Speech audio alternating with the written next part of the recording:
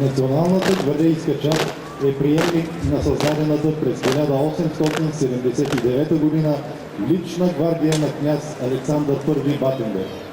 През годините гвардейската структура се променя. От конвой на княза, ескадрон, полк, а след 1942 година е дивизион.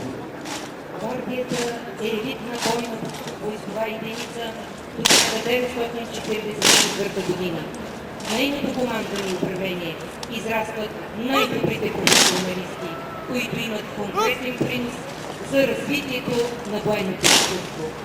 Сред тях са генерал-майор Петър Марков, генерал Иван Колев, полковник Пенко Марколев, генерал Любомир Топилков.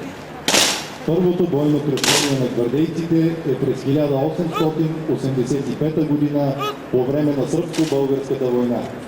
През Балканската война лейб-гвардейския полк изпълнява важни задачи в сферата на разузнаването и охраната на стратегически обекти. В критичните боеве за овладяването на Орденската крепост, гвардейските ескадрони съдействат за пленяването на висши военачалници от противниковата армия и предотвратяват опожаряването на граждански и военни обекти. По време на Първата световна война лейб-гвардейския конен полк е включен в състава на конната дивизия и геройски се сражава на Добруджанския фронт.